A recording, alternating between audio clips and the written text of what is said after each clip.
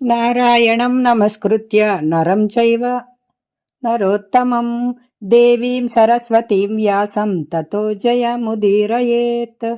నారాయణ స్వరూపుడైన శ్రీకృష్ణునికి, నరోత్తముడైన అర్జునునికి, వారి లీలలను ప్రకటించే సరస్వతీదేవికి, దానిని రచించిన వ్యాసునికి నమస్కరించి అసురభావాలను తొలగించి అంతఃకరణ శుద్ధి కలిగించే మహాభారతాన్ని చదవాలి. హరే కృష్ణ, జై శ్రీరామ్. సత్యవత్యాదుల దేహత్యాగము. వైశంపాయనుడు చెప్తున్నాడు. జనమేజయ శ్రాద్ధకర్మలు ముగిశాక పాండురాజు కుటుంబ సభ్యులందరూ దుఃఖంలో మునిగిపోయారు. సత్యవతి మనుమని మరణంతో దుఃఖంలో పిచ్చిదాన్లా అయిపోయింది. వ్యాసమహర్షి తన తల్లి దుఃఖోద్వేగాన్ని చూచి, అమ్మా, సుఖపడే రోజులు గడిచిపోయాయి, రానున్నవి మరింత చెడ్డ రోజులు. రోజురోజుకి పాపం పెరిగిపోతోంది. భూమి తన యవ్వనాన్ని కోల్పోతోంది. మోసం, వంచన, దోషాలు, వీటికే జయం లభిస్తుంది. ధర్మం, కర్మ, సదాచారం ఇవి లుప్తమైపోతున్నాయి. కౌరవులు చేసే అన్యాయంతో చాలా పెద్ద వినాశనమే దాపురిస్తుంది. నీవు ఇప్పుడు యోగినివై తపస్సు చేసుకో, ఇక్కడి నుండి తప్పుకో. నీ కళ్ళతో నీవు వంశనాశనాన్ని చూడలేవు అని ఉపదేశించాడు. సత్యవతి అతని మాటలకు ఒప్పుకొని అంబికా, అంబాలికలకు ఈ సంగతి తెలియచేసింది. వారిద్దరితో కలిసి భీష్ముని అనుమతి తీసుకుని అడవికి వెళ్ళిపోయింది. అడవిలో వారు ముగ్గురు తీవ్రమైన తపస్సు చేసి దేహాలను విడిచి అభీష్టగతులు పొందారు. పాండవులకు వైదిక సంస్కారాలు జరిగాయి. వారు తమ తండ్రి ఇంటిలో ఆనందంగా పెరగసాగారు. బాల్యంలో వారు దుర్యోధనాదులతో కలిసి ఆడుకునేవారు. వారితో కలిసిమెలిసి ఉండేవారు. పరుగు పందెంలోనూ, లక్ష్యాన్ని చేరుకోవడంలోనూ, తినడంలోనూ, ధూళిని రాగగొట్టడంలోనూ భీమసేనుడు ధృతరాష్ట్రుని కుమారులు అందరూ ఓడించేవాడు. అతడు మెల్లగా వెనక నుండి వచ్చి వారి తలలు పట్టుకొని ఒకరితో ఒకరిని ఢీకొట్టించేవాడు. అతడొక్కడే ఆ అన్నదమ్ములందరినీ జుట్టు పట్టుకొని లాగుతూ నేల మీద ఈడుస్తూ ఉండేవాడు. దానితో వారి చర్మాలు చీరుకుపోతూ ఉండేవి. వారిని 10 మందిని చంకలలో ఇరికించుకుని నీళ్లల్లో ముంచి వారు గిలగిలా కొట్టుకుంటూ ఉంటే విడిచిపెట్టేవాడు. దుర్యోధనుడు మొదలైన బాలురు ఏదైనా చెట్టు ఎక్కి పళ్ళు కోస్తుంటే అతడు కాలితో ఆ చెట్టును తన్ని ఊపేసేవాడు.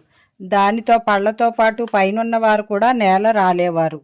కుస్తీలో గాని, పరుగులలో గాని, లేదా ఏ రకమైన యుద్ధంలో గాని భీమసేనునితో పోటీ పడేవారు లేరు. అయితే భీమసేనునివి బాల్యచేష్టలే కానీ దుర్యోధనాదుల మీద ద్వేషం లేదు. కానీ దుర్యోధనుని మనసులో మాత్రం భీమసేనుని మీద ద్వేషం గూడు కట్టుకుంది. అతడు తన స్వభావం చేత రాత్రింబగళ్ళు ఎప్పుడూ భీమసేనులో దోషాలనే ఎంచేవాడు. మోహలోభాల కారణంగా ఎప్పుడు దోషాలనే ఎంచుతూ ఉండడంతో అతడు స్వయంగా దోషిగా మారాడు. అతడు ఒక నిశ్చయానికి వచ్చాడు. నగరోద్యానంలో నిద్రించే సమయంలో భీమసేనుని గంగలో పడవేసి యుధిష్ఠిరుని, అర్జునుని బంధించి సమస్త రాజ్యాన్ని తానే ఏలాలని సంకల్పించాడు. ఈ నిశ్చయంతో అతడు అవకాశం కోసం ఎదురు చూడసాగాడు. దుర్యోధనుడు ఒకసారి జలవిహారం కోసం గంగా తీరంలో ప్రమాణకోటి అనే స్థలంలో పెద్ద పెద్ద డేరాలు, గుడారాలు వేయించాడు. వాటిలో సమస్త సామగ్రి సిద్ధం చేయబడింది. అందరికీ వేర్వేరుగా గదులు ఏర్పాటు చేయబడ్డాయి. ఆ స్థానానికి ఉదక క్రీడనం అనే పేరు పెట్టారు. ఆరితేరిన వంటవాళ్లు తినడానికి, తాగడానికి అనేక రకాలను తయారు చేశారు. దుర్యోధనుడు చెప్పగానే యుధిష్ఠిరుడు అక్కడికి వెళ్ళడానికి అంగీకరించాడు. అందరూ కలిసి నగరాకారం గల రథాల మీద, ఏనుగుల మీద అక్కడికి బయలుదేరారు. వారు ప్రజలందరినీ మధ్యదారిలోనే తిరిగి పంపేశారు. తాము మాత్రం అడవి యొక్క సౌందర్యం చూస్తూ ఉద్యానవనానికి చేరుకున్నారు. అక్కడికి చేరుకుని రాకుమారులందరూ ఒకరికొకరు తినిపించుకుంటూ, త్రాగించుకుంటూ ఒకే చోటకు చేరారు. దుర్మార్గుడైన దుర్యోధనుడు అంతకుముందే భీమసేనుని చంపడానికి దుర్నీతితో అతని భోజన సామగ్రిలో విషం కలిపి ఉంచాడు. అతడు చాలా తీయగా మాట్లాడుతూ మిత్రుని వలె, సోదరుని వలె బలవంతం చేస్తూ భీమసేనునికి తినే పదార్థాలన్నీ వడ్డించాడు. తెలియక అతడు ఎంత వడ్డిస్తే అంతా తిన్నాడు భీముడు. దుర్యోధనుడు తన పని పూర్తయిందని భావించాడు. తర్వాత జలక్రీడ మొదలైంది. జలక్రీడలాడుతూ భీమసేనుడు అలసిపోయాడు. అందరితో కలిసి డేరాలోకి వచ్చి నిద్రపోయాడు. అతనికి నరనరాల్లో విషం పాకడం చేత అచేతనుడై ఉన్నాడు. దుర్యోధనుడు స్వయంగా లతలతో భీమసేనుని శరీరాన్ని శవాన్ని కట్టినట్లుగా కట్టి గంగ యొక్క ఎత్తైన ఒడ్డు నుండి నీళ్లల్లోకి తోసిపారేశాడు. భీమసేనుడు అలాగే నాగలోకానికి చేరుకున్నాడు. అక్కడ విషసర్పాలు అతన్ని బాగా కరిచాయి. పాము కాటుల వల్ల కాలకూట విష ప్రభావం తగ్గిపోయింది. పాములు అతనిని మర్మస్థానంలో కూడా కాటు వేయాలని చూశాయి. కానీ అతని చర్మం కఠినంగా ఉండడం వలన ఏమీ చేయలేకపోయాయి. విషం దిగిపోవడం వలన భీమసేనునికి తెలివి వచ్చింది. సర్పాలను పట్టుకొని అతడు నేలకేసి కొట్టాడు. చాలా పాములు చచ్చిపోయాయి. ఇంకా చాలా పాములు భయపడి పారిపోయాయి. పారిపోయిన పాములు నాగరాజు వాసుకి దగ్గరికి వెళ్ళి వృత్తాంతమంతా విన్నవించాయి. వాసుకి స్వయంగా భీమసేనుని వద్దకు వచ్చాడు. అతని స్నేహితుడు ఆర్యకుడు భీమసేనుని గుర్తుపెట్టాడు. ఆర్యకుడు భీమసేనుని తాతకు తాత. అతడు భీమసేనుని ఆదరంగా పలకరించాడు. వాసుకి ఆర్యకునితో, మనం ఇతనికి ఏమి కానుక ఇద్దాము, ధన రత్న రాశులిచ్చి పంపుదామన్నాడు. అప్పుడు ఆర్యకుడు, నాగరాజా, ఇతడు ధనరత్న రాశులను ఏం చేసుకుంటాడు? మీరు అనుగ్రహిస్తే ఆ పాత్రలలోని రసాన్ని తాగనివ్వండి. దానివలన 1000 ఏనుగుల బలం కలుగుతుంది అన్నాడు. నాగులు భీమసేనుని చేత స్వస్తివాక్యాలు పలికించారు. అతడు పవిత్రుడై తూర్పుకు తిరిగి కూర్చుండి రసపానం చేయసాగాడు. బలశాలి అయిన భీమసేనుడు ఒక్క గుక్కలో కుండెడు రసాన్ని తాగాడు. అలా 8 కుండల రసాన్ని తాగి నాగులు చెప్పినట్లుగా ఒక దివ్యమైన శయ్యను చేరి నిద్రించాడు. ఇక్కడ నిద్రలేచిన తర్వాత కౌరవ పాండవులు బాగా గంతులేసి ఆడుకుని భీమసేనుడు లేకుండానే హస్తినాపురానికి వెళ్ళిపోయారు. భీమసేనుడు ముందుగానే వెళ్ళి ఉంటాడు అని వారు తమలో తాము అనుకున్నారు. దుర్యోధనుడు తన పన్నాగం ఫలించినందుకు సంతోషం పట్టలేకపోయాడు. ధర్మాత్ముడైన యుధిష్ఠిరుని యొక్క పవిత్రమైన మనసు భీముని అవస్థను ఊహించకుండా లేదు.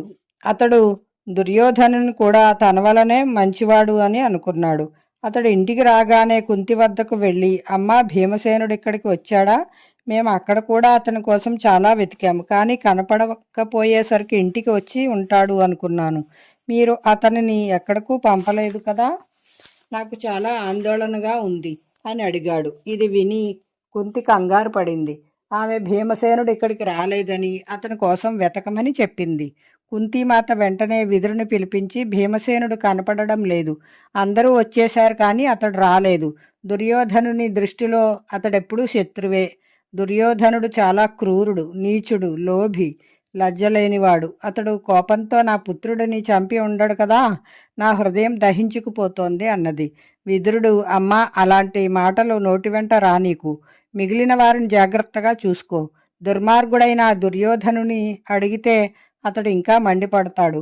మిగిలిన కుమారులకు కూడా ఆపద కలుగుతుంది. వ్యాస మహర్షి చెప్పిన ప్రకారం నీ కొడుకులు దీర్ఘాయువులు. భీమసేనుడు ఎక్కడ ఉన్నా తప్పక తిరిగి వస్తాడు అని సముదాయించి వెళ్ళాడు. కుంతి మాత్రం చింతిస్తూనే ఉంది. అక్కడ నాగలోకంలో బలిష్ఠుడైన భీమసేనుడు 8వ రోజున రసం పూర్తిగా అరిగిన తర్వాత లేచాడు. నాగులు అతని వద్ద చేరి అతనికి అనేక రకాలుగా ధైర్యం చెప్తూ, నీవు తాగిన రసం గొప్ప బలాన్ని ఇస్తుంది. నీవు 10,000 ఏనుగులతో సమానమైన బలవంతుడువు కాగలవు. యుద్ధంలో నిన్ను ఎవరూ జయించలేరు. నీవు ఇప్పుడు దివ్య జలాలలో స్నానం చేసి పవిత్రమైన తెల్లని వస్త్రాలు ధరించి ఇంటికి వెళ్ళు. నీ వియోగం చేత నీ అన్నదమ్ములు చాలా చింతాక్రాంతులై ఉంటారు అని ఊరడించారు. భీమసేనుడు మళ్ళీ అక్కడ తిని తాగి దివ్య వస్త్రభూషణాలు అలంకరించుకొని నాగుల అనుమతితో పైకి వచ్చాడు. నాగులు అతనిని ఆ ఉద్యానవరం వరకు దిగబెట్టి మాయమయ్యారు. భీమసేనుడు తల్లి వద్దకు వచ్చి ఆమెకు అన్నగారికి నమస్కరించి తమ్ముల శిరసులను ఆఘ్రాణించాడు. అందరూ ప్రేమతో ఆనందాన్ని పొందారు. భీమసేనుడు దుర్యోధనుని దుశ్చేష్టలన్నీ వర్ణించి చెప్పాడు. నాగలోకంలో తనకు కలిగిన కష్టసుఖాలన్నీ కూడా చెప్పాడు. ధర్మరాజు భీమసేనునికి చాలా ముఖ్యమైన విషయం చెప్పాడు. సోదరా, ఇక మౌనంగా ఉండు. ఈ సంగతి ఎప్పుడు ఎవరితోనూ చెప్పకు. మనం చాలా జాగ్రత్తగా ఉంటూ ఒకరినొకరం కాపాడుకోవాలి అన్నాడు.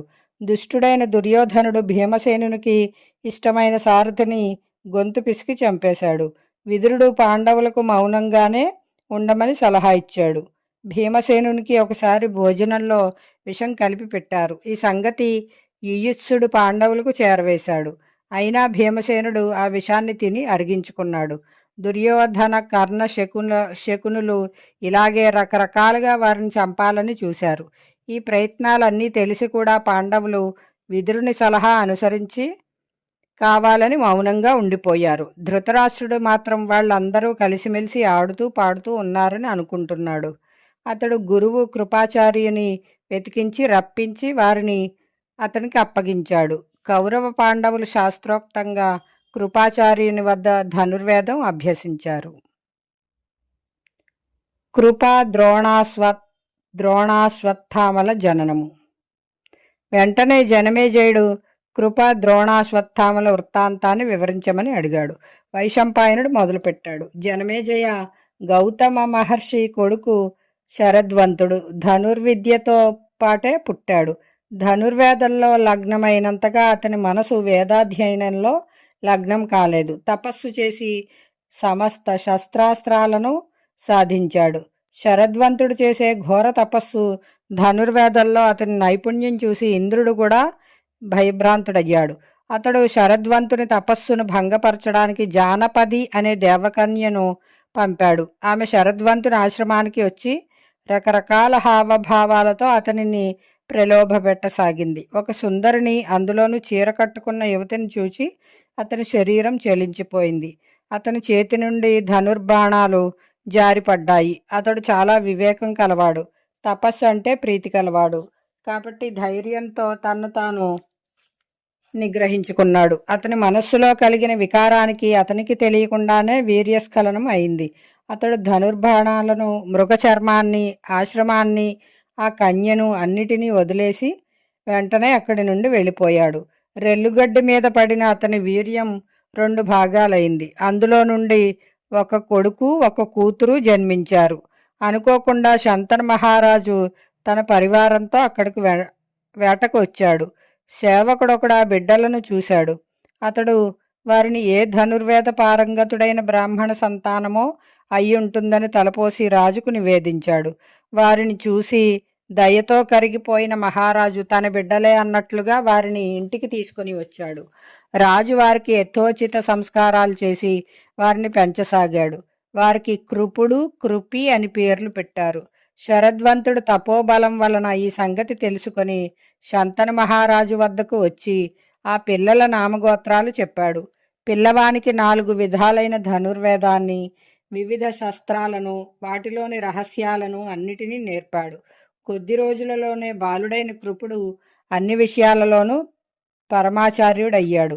తరువాతి కాలంలో కౌరవ పాండవులు, యాదవులు, ఇతర రాజకుమారులు అతని వద్ద ధనుర్విద్య అభ్యసించడం మొదలుపెట్టారు. ఇంతకంటే ఎక్కువగా కౌరవ పాండవులు ధనుర్విద్యలో మెళుకువలు తెలుసుకోవాలని భీష్ముడు భావించాడు. ఇప్పుడు వారికి ఎవరో ఒక సాధారణ ఆచార్యుడే నేర్పితే చాలదు. అందుకని అతడు కౌరవ పాండవులను ద్రోణాచార్యుని చేతుల్లో పెట్టాడు. భీష్ముడు చేసిన గౌరవానికి సంతోషించి అతడు రాజకుమారులకు ధనుర్వేదంలో శిక్షణ ఇయ్యసాగాడు. కొద్ది రోజులలోనే రాజకుమారులందరూ అన్ని శాస్త్రాలలోనూ ప్రవీణులయ్యారు. మధ్యలో జనమేజయుడు, దేవా, ద్రోణాచార్యుని జన్మవృత్తాంతం ఏమిటి? అతనికి అస్త్రవిద్య ఎలా లభించింది? అతనికి కౌరవులతో గల సంబంధం ఎలాంటిది? అలాగే అశ్వత్థామ జననం గురించి కూడా చెప్పండి అని అడిగాడు. వైశంపాయనుడు మొదలుపెట్టాడు. జనమేజయ, పూర్వం గంగాద్వారం అనే చోట భరద్వాజ మహర్షి ఉండేవాడు. అతడు నియమ సంపన్నుడు, ప్రసిద్ధుడు. అతడు ఒకసారి యజ్ఞం మొదలుపెట్టాడు. ఆ రోజున అతడు అందరికంటే ముందు కొంతమంది మహర్షులతో కలిసి గంగా స్నానానికి వెళ్ళాడు. అక్కడ ఘృతాచి అనే అప్సరస స్నానం చేసి నీటిలో నుండి బయటికి రావడం చూశాడు. ఆమెను చూడగానే భరద్వాజం మనసులో కోరిక కలిగింది. వీర్యస్ఖలనం అయింది. దానిని అతడు ద్రోణం అనే యజ్ఞపాత్రలో ఉంచాడు. దాని నుండే ద్రోణుడు జన్మించాడు. ద్రోణుడు వేదాంగాలన్నీ అధ్యయనం చేశాడు. భరద్వాజ మహర్షి ఆగ్నేయాస్త్రాన్ని అంతకుముందే అగ్నివేశుడనే వాటికి ఇచ్చాడు. అగ్నివేశుడు తన గురువు ఆజ్ఞానుసారం ద్రోణునికి ఆగ్నేయాస్త్రం ఉపదేశించాడు. వృషతుడనే రాజు భరద్వాజమునికి స్నేహితుడు. ద్రోణుడు పుట్టినప్పుడే అతనికి ద్రుపదుడు జన్మించాడు. అతడు కూడా భరద్వాజాశ్రమంలో ద్రోణునితో పాటు విద్య నేర్చుకుంటున్నాడు. ద్రోణునితో అతనికి గాఢ మైత్రి ఏర్పడింది. పృషతుని మరణానంతరం ద్రుపదుడు ఉత్తర పాంచాల దేశానికి రాజు అయ్యాడు. భరద్వాజుడు బ్రహ్మ సాయుధ్యం పొందాక ద్రోణుడు తన ఆశ్రమంలో ఉంటూ తపస్సు చేసుకోసాగాడు. అతడు శరద్వంతుని కూతురు కృపిని వివాహం చేసుకున్నాడు. ఆమె ధర్మనిష్ట, ఇంద్రియ నిగ్రహం కలది. కృపికి అశ్వత్థామ జన్మించాడు. అతడు పుట్టగానే ఉచ్చైశ్రవం అనే అశ్వం మాదిరిగా స్థామ అంటే శబ్దం చేశాడు. అశ్వ ప్లస్ స్థామ కనుక అశ్వత్థామ అయ్యాడు. అశ్వత్థామ పుట్టగానే ద్రోణునికి చాలా సంతోషం కలిగింది. అతడు అక్కడే ఉండి ధనుర్వేదాన్ని అభ్యసించసాగాడు. ఈ రోజులలోనే ద్రోణునికి జమదగ్ని నందనుడైన పరశురాముడు బ్రాహ్మణులకు తన సర్వస్వాన్ని దానం చేస్తున్నాడని తెలియవచ్చింది. ద్రోణుడు అతని వద్ద నుండి ధనుర్వేద సంబంధమైన రహస్యాలను, దివ్యాస్త్రాలను పొందాలని అక్కడకు బయలుదేరాడు. తన శిష్యులతో కలిసి మహేంద్ర పర్వతం చేరుకుని పరశురామునికి నమస్కరించాడు.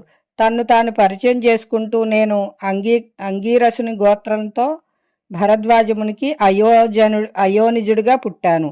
నేను మీ వద్ద నుండి కొద్దిగా పొందాలని వచ్చాను అన్నాడు. పరశురాముడు తన దగ్గరున్న కొద్ది ధనాన్ని, రత్నాలను, బ్రాహ్మణులకు, భూమినంతటినీ కశ్యపమునికి ఇచ్చేశానని, ఇక తన దగ్గర శరీరం, అస్త్రాలు తప్ప ఇంకేమీ లేవని, వీటిలో ఏమి కావాలో అడగమని చెప్పాడు. ద్రోణుడు ప్రయోగ, రహస్య, ఉపసంహార విధానాలతో సైతంగా సమస్త అస్త్ర శస్త్రాలను ఇవ్వమని అడిగాడు. పరశురాముడు వెంటనే సరే అని అవన్నీ నేర్పాడు. అస్త్రశస్త్రాలు పొందిన ద్రోణునకు చాలా సంతోషం కలిగింది.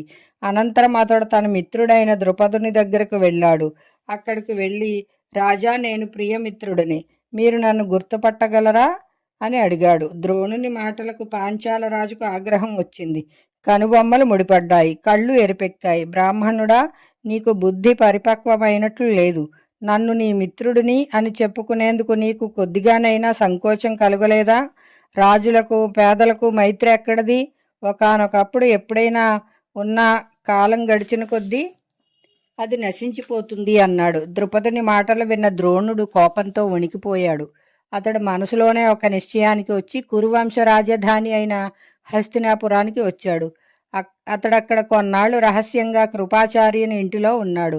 ఒక రోజున యుధిష్ఠిరుడు మొదలైన రాజకుమారులు నగర బాహ్య ప్రదేశానికి వెళ్ళి మైదానంలో బంతాట ఆడుతున్నారు. అకస్మాత్తుగా బంతి ఒక నూతిలో పడిపోయింది. దానిని తీయడానికి వారంతా ఎన్నో విధాలా ప్రయత్నించారు, కానీ ఫలితం లేకపోయింది.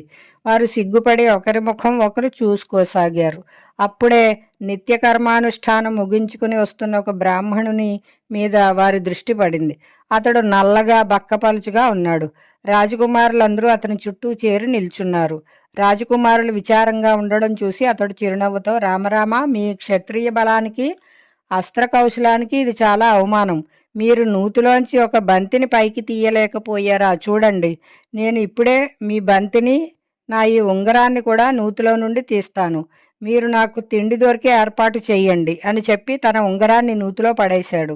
యుధిష్ఠిరుడు, కృపాచారుల అనుమతి గనుక లభిస్తే శాశ్వతంగా భోజనం దొరికే అవకాశం ఉందన్నాడు. అప్పుడు ద్రోణాచార్యుడు, ఇదిగో చూడండి, ఈ పిడికెడు ఈనె పుల్లలను, వీటిని మంత్రించి ఒకదానిని బంతికి గుచ్చుకునేలా చేస్తాను. ఆ పైన ఒకదానికొకటి గుచ్చుకునేలా చేసి మీ బంతిని పైకి తీస్తాను అన్నాడు. అతడు చెప్పినట్లే చేసి చూపించాడు. రాజకుమారుల ఆశ్చర్యానికి అంతులేదు. వారు, మీ అంగుళీకాయాన్ని కూడా తీయండి మరి అని అడిగారు. ద్రోణాచార్యుడు బాణాలు ప్రయోగించి బాణాలతో పాటు ఉంగరాన్ని కూడా తీశాడు. రాజకుమారులు, అద్భుతం, పరమాద్భుతం, మేము ఇంతకు ముందు ఇలాంటి అస్త్ర విద్యను ఎక్కడా చూడనే లేదు. దయచేసి మీరెవరో చెప్పండి, మీకు మేమేమి చేయగలం అని అడిగారు. ద్రోణాచార్యుడు, మీరు మీ తాతగారైన భీష్మునికి సంగతంతా తెలియచేయండి. వారు నా రూపాన్ని, గుణాన్ని బట్టి నన్ను గుర్తిస్తారు అని చెప్పాడు. రాజకుమారులు నగరానికి వచ్చి విషయమంతా భీష్మ పితామహునికి నివేదించారు. అంతా విని భీష్ముడు, ద్రోణాచార్యుడు నగరానికి వచ్చి ఉంటాడు అని ఊహించాడు. ఇప్పుడిక రాజకుమారులకు ద్రోణాచార్యుని చేతనే శిక్షణ ఇప్పించాలనుకున్నాడు. వెంటనే అతడు స్వయంగా వెళ్ళి ద్రోణాచార్యుని తోడ్కొని వచ్చి అతనిని చక్కగా సత్కరించి అతని రాకకు కారణం అడిగాడు. ద్రోణుడు, భీష్మాచార్య, నేను బ్రహ్మచారిగా ఉండి విద్య నేర్చుకునే సమయంలోనే పాంచాల రాజపుత్రుడు ద్రుపదుడు కూడా మాతో పాటు ధనుర్విద్య నేర్చుకున్నాడు. మా ఇద్దరి మధ్య గాఢ మైత్రి ఉండేది. అతడు నన్ను ప్రసన్నం చేసుకోవడానికి నేను రాజైనప్పుడు నీవు కూడా నాతోనే ఉందువు గాని నా రాజ్యం, సంపద, సుఖాలు అన్నీ నీ అధీనంలోనే ఉంటాయని నేను ఒట్టు వేసి మరీ చెప్తున్నాను అనేవాడు. అతని ఈ ప్రతిజ్ఞను జ్ఞాపకం తెచ్చుకొని నేను ఆనందంతో పొంగిపోయేవాడిని. కొన్నాళ్లకు నేను శరద్వంతుని కూతురు కృపిని వివాహం చేసుకున్నాను. ఆమె వలన సూర్య సమాన తేజుడైన అశ్వత్థామ పుట్టాడు. ఒకసారి గోధనం ఎక్కువగా ఉన్న ఒక ఋషి కుమారుడు పాలు తాగుతున్నాడు. అశ్వత్థామ అతనిని చూచి తనకు కూడా పాలు కావాలని పేచీ పెట్టి ఏడవసాగాడు. అప్పుడు అసహాయుడినైన నా కళ్ళు చీకట్లు కమ్మాయి. తక్కువ గోవులున్న వారి దగ్గర గోవు తీసుకుంటే వారి ధర్మకార్యాలకు ఆటంకం కలుగుతుంది. ఎంతసేపు తిరిగినా నాకు పాలిచ్చే ఆవు దొరకలేదు. నేను తిరిగి వచ్చేసరికి చిన్నపిల్లలు కొందరు పిండిని నీళ్లలో కలిపి వాటినే అశ్వత్థామకు పాలని చెప్పి ఆశ పెడుతున్నారు. పాపం ఏమీ ఎరుగున అశ్వత్థామ అవి తాగి నేను పాలు తాగాను అని గంతులేస్తూ అంటున్నాడు. నా కొడుకు సంతోషాన్ని, దుస్థితిని చూచి నా మనసు క్షోభించిపోయింది. నా దరిద్ర స్థితిని నేనే తిట్టుకున్నాను. నా ధైర్యం సడలిపోయింది. భీష్మ మహాశయ, నా ప్రియమిత్రుడు ద్రుపదుడు రాజు అయ్యాడని విని నేను భార్యాపుత్రులతో ఆనందంగా అతని రాజధానికి వెళ్ళాను. నేను ద్రుపదుడు చేసిన శపథాన్ని విశ్వసించాను. కానీ నేను ద్రుపదుని కలిసినప్పుడు అతడు నన్ను అపరిచితునిలా చూస్తూ, బ్రాహ్మణ దేవుడా, ఇప్పటికీ నీ బుద్ధి వికసించలేదు. లోక వ్యవహారం తెలుసుకోలేకపోతున్నావు. నేను నీకు మిత్రుడునని నిర్భయంగా చెప్తున్నావు. సోదరా, మనుష్యులు కలుస్తూ ఉంటారు, విడిపోతూ ఉంటారు. ఆనాడు మనిద్దరం సమానులం కాబట్టి మైత్రి ఉండేది. ఈనాడు నేను ధనికుడిని, నీవు ధనం లేనివాడివి. మైత్రి ఉండడం అర్థం లేని మాట. నేను రాజ్యం కూడా ఇస్తానని ప్రతిజ్ఞ చేశానని నీవు అంటున్నావు. కానీ నాకు ఏమీ జ్ఞాపకం లేదు. నీకు ఇష్టమైతే ఒకరోజు కావలసినంత తిని వెళ్ళు అని హేళనగా అన్నాడు. నేను అక్కడి నుండి వచ్చేటప్పుడు ఒక ప్రతిజ్ఞ చేశాను. ద్రుపదుడు చేసిన అవమానం నా మనసును మండిస్తోంది. నేను నా ప్రతిజ్ఞ తొందరలోనే పూర్తి చేసుకుంటాను. నేను గుణవంతులైన శిష్యులకు శిక్షణ ఇచ్చే ఉద్దేశంతో ఇక్కడికి వచ్చాను. నా వలన మీరు ఏమి ఆశిస్తున్నారు? మీకు నేను ఏమి చేయగలను అని తన కథ అంతా చెప్పి అడిగాడు. భీష్ముడు, ఇప్పుడు మీరు మా వింటినారిని దించండి. ఇక్కడ నివసిస్తూ రాజకుమారులకు ధనుర్వేదం, అస్త్రవిద్య నేర్పండి. కౌరవుల ధనం, రాజ్యం, వైభవం అన్నీ మీవే. మేమందరం మీ ఆజ్ఞానువర్తులం. మీ రాక మా సౌభాగ్యం అన్నాడు. జై శ్రీరామ్. హరే కృష్ణ. రాజకుమారుల శిక్షణ, పరీక్ష, ఏకలవ్యుని వృత్తాంతము. వైశంపాయనుడు కొనసాగించాడు. రాజా ద్రోణాచార్యుడు భీష్మ పితామహుని సన్మానాన్ని పొంది హస్తినాపురంలో నివసించడం మొదలుపెట్టాడు. అతడు ద్రోణునికి అన్నవస్త్రాదులకు, ధనానికి లోటులేని ఒక సుందర భవనాన్ని ఉండడానికి ఇచ్చాడు. ద్రోణుడు ధార్తరాష్ట్రులను, పాండవులను శిష్యులుగా స్వీకరించి శాస్త్రోక్తంగా ధనుర్వేదాన్ని నేర్పసాగాడు. ఒక రోజున అతడు తన శిష్యులందరినీ ఏకాంతంగా పిలిచి, నాదొక కోరిక ఉంది. విలువిద్య నేర్చుకోవడం పూర్తి అయ్యాక నా కోరిక తీర్చగలరా అని అడిగాడు. అర్జునుడు మిక్కిలి ఉత్సాహంగా తాను ఆ కోరికను తీరుస్తానన్నాడు. ద్రోణాచార్యుడు ఆనందించాడు. అర్జునుని గాఢంగా కౌగిలించుకున్నాడు. అతని కళ్లల్లో ఆనంద భాష్పాలు చిప్పిల్లాయి. ద్రోణాచార్యుడు తన శిష్యులకు రకరకాల దివ్యమైన, అలౌకికమైన అస్త్రప్రయోగాలు నేర్పిస్తున్నాడు. అతని శిష్యులలో యదువంశీయులు, ఇతర రాజకుమారులు కూడా ఉన్నారు. సూతపుత్రునిగా ప్రసిద్ధికెక్కిన కర్ణుడు కూడా వారిలో ఉన్నాడు. అర్జునుని మనసులో అస్త్రవిద్య పట్ల ఆసక్తి, మక్కువ, ఏకాగ్రత ఎక్కువగా ఉన్నాయి. అతడు ద్రోణాచార్యునికి ఎక్కువగా సేవ చేస్తూ ఉండేవాడు. అందుకనే అతడు శిక్షణ పొందడం, బాహుబలం చూపడం యత్నించడం అనే దృష్టితో సమస్త శస్త్రాలను ప్రయోగించడంలోనూ, చాకచక్యంలోనూ, నిర్దుష్టతలోనూ అందరికంటే ముందుండేవాడు. ద్రోణాచార్యునికి తన కొడుకు అశ్వత్థామ మీద ఎనలేని ప్రేమ. నీళ్లు తేవడానికి అందరికీ ఇచ్చే కమండలవులు సన్నమూతి కలవి కావడంతో అవి నింపి తేవడానికి ఆలస్యమయ్యేది. కానీ అశ్వత్థామకు ఇచ్చిన కమండలవు వెడల్పు మూతిగలది కావడంతో తొందరగా నిండిపోయేది. అతడు త్వరగా వచ్చేసేవాడు. ఇతరులు వచ్చేలోగా అతనికి అస్త్ర విద్యలోని రహస్యాలు చెప్పేవాడు. ఈ సంగతి పసిగట్టిన అర్జునుడు తన కమండలవును వారుణాస్త్రంతో వెంటనే నింపి తెచ్చేవాడు. కనుక అతడు కూడా అశ్వత్థామతో సమానంగా రహస్యాలన్నీ నేర్చుకున్నాడు. అతని కంటే ఎందులోనూ వెనకపడలేదు. ఒక రోజున భోజనం చేసే సమయంలో గాలి గట్టిగా వీచి దీపం ఆరిపోయింది. చీకటిలో కూడా చేయి తడుముకోకుండా నోటి దగ్గరకు పోవడం గమనించిన అర్జునుడు గురి తప్పకుండా ఉండడానికి వెలుతురు అవసరం లేదని, అభ్యాసం ఉంటే చాలని తెలుసుకున్నాడు. ఆనాటి నుండి అతడు చీకటిలో కూడా అభ్యాసం చేయడం మొదలుపెట్టాడు. ఒకరోజు రాత్రి అర్జునుని ధనుష్టంకారం విన్న ద్రోణాచార్యుడు అతని వద్దకు వచ్చి ఆప్యాయంగా కౌగిలించుకొని, నాయనా, ఈ లోకంలో నిన్ను మించిన ధనుర్ధరుడు ఎవరూ లేకుండా ఉండేలా నిన్ను తయారు చేస్తాను. నేను ఈ మాట నిజంగానే చెప్తున్నాను అన్నాడు. ఆచార్యుడు రాజకుమారులందరికీ గుర్రాల మీద, ఏనుగుల మీద, రథాల మీద, భూమి మీద నిలబడి యుద్ధం చేయడం, కత్తి తిప్పడం, తోమరం, ప్రాసం, శక్తి మొదలైన ఆయుధాలు ప్రయోగించడం, తుముల యుద్ధం అన్నింటిలో శిక్షణ ఇచ్చేవాడు. ఇవన్నీ నేర్పేటప్పుడు అర్జునుని మీద ప్రత్యేకమైన శ్రద్ధ కనపరిచాడు. ద్రోణాచార్యుడు శిక్షణ గరిపే నైపుణ్యం దేశదేశాల్లో వ్యాపించింది. దూర దూరాల నుండి రాకుమారులు వచ్చేవారు. ఒక రోజున నిషాదరాజు అయిన హిరణ్యధన్వుని కుమారుడు ఏకలవ్యుడు అతని వద్ద అస్త్రవిద్య నేర్చుకోవాలని వచ్చాడు. కానీ అతడు నిషాద జాతి వాడని ద్రోణాచార్యుడు అతనికి విద్య నేర్పడానికి అంగీకరించలేదు. అతడు తిరిగి వెళ్ళిపోయాడు. అడవికి వెళ్ళి అక్కడ ద్రోణాచార్యుని మట్టి ప్రతిమను చేసి అందులోనే ఆచార్యుని భావించుకొని అత్యంత శ్రద్ధతో, వినయంతో నియమిత రూపంలో అస్త్రాభ్యాసం చేయసాగాడు. త్వరలోనే మిక్కిలి నైపుణ్యం సాధించాడు. ఒక రోజున రాజకుమారులందరూ గురువుగారి అనుమతి తీసుకొని అడవికి వేటకు వెళ్ళారు. అక్కడ ఒక అనుచరుడు వేట కుక్కను, రాజకుమారుల సామగ్రిని వెంట తీసుకుని కూడా వెళ్ళాడు. ఆ కుక్క తిరుగుతూ తిరుగుతూ ఏకలవ్యుడు బాణసాధన చేసే చోటుకు వచ్చింది. దుమ్ము కొట్టుకుపోయిన శరీరంతో, మాసిన బట్టలతో ఉన్నాడు ఏకలవ్యుడు. నల్లని మృగ చర్మాన్ని ధరించి ఉన్నాడు. వెంట్రుకలు జడలు కట్టి ఉన్నాయి. కుక్క అతనిని చూసి మొరగసాగింది. ఏకలవ్యుడు లాగిపెట్టి 7 బాణాలతో కొట్టాడు.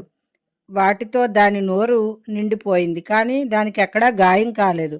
నోటి నిండా బాణాలతో కుక్క పాండవుల దగ్గరకు వచ్చింది.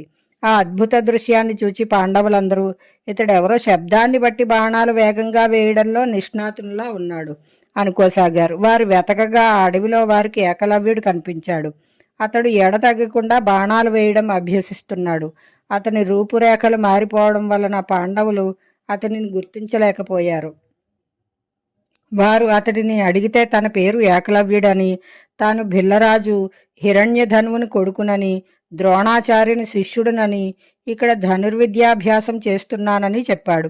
అప్పుడు అతనిని వారు చక్కగా గుర్తించారు. అక్కడి నుండి తిరిగి వచ్చాక రాజకుమారులందరూ ద్రోణాచార్యునికి సంగతంతా చెప్పారు. అర్జునుడు, ఆచార్య, నన్ను మీరు వాత్సల్యంతో దగ్గరకు తీసుకొని నా శిష్యులలో నిన్ను మించిన వాడుండడు అని చెప్పారు. కానీ మీ శిష్యుడు ఏకలవ్యుడు అందరికంటే, నాకంటే కూడా మించినవాడు అన్నాడు. అర్జునుని మాటలు విని ద్రోణాచార్యుడు కొంచెంసేపు ఆలోచించాడు. తర్వాత అర్జునుని వెంట పెట్టుకుని ఆ అడవికి వెళ్ళాడు. అక్కడ జటావల్కలధారి అయిన ఏకలవ్యుడు బాణాల మీద బాణాలు వేయడం చూశారు. శరీరం అంతా దుమ్ము కొట్టుకుపోయి ఉంది. అయినా అతనికి ఆ ధ్యాస లేదు. గురువుని చూచి ఏకలవ్యుడు అతని వద్దకు వెళ్ళి సాష్టాంగ నమస్కారం చేశాడు. అతనిని యథోచితంగా పూజించి చేతులు జోడించి నిలబడి, మీ శిష్యుడు మీ సేవకు సిద్ధంగా ఉన్నాడు, ఆజ్ఞాపించండి అన్నాడు. నీవు నిజంగా నా శిష్యుడివే అయితే నాకు గురుదక్షిణ ఇయ్యి అన్నాడు ద్రోణాచార్యుడు. ఏకలవ్యునికి చాలా ఆనందం కలిగింది. వెంటనే అతడు, ఆజ్ఞ ఇవ్వండి, నా వద్ద మీకు ఇయ్యకూడనిది ఏదీ లేదు అన్నాడు. ద్రోణాచార్యుడు అతని కుడి చేతి బొటనవేలు ఇమ్మని అడిగాడు. ఏకలవ్యుడు తన మాట మీద నిలబడి ఉత్సాహంతో ఆనందంగా తన కుడి చేతి బొటనవేలును గురువుకు సమర్పించాడు. ఆ తర్వాత అతనికి బాణప్రయోగంలో వెనుకటి లాఘవం, వేగం లేకుండా పోయాయి. ఒకసారి ద్రోణాచార్యుడు తన శిష్యులకు పరీక్ష పెట్టాలనుకున్నాడు. అతడు నేర్పరి అయిన పనివాని చేత ఒక కృత్రిమ పక్షిని తయారు చేయించి రాజకుమారులకు తెలియకుండా ఒక చెట్టు మీద వేలాడదీయించాడు. అనంతరం శిష్యులందరితో మీరంతా ధనస్సు ఎక్కుపెట్టి సిద్ధంగా ఉండండి. గురు చూసి ఆ పక్షి తలను ఎగురగొట్టాలి అన్నాడు.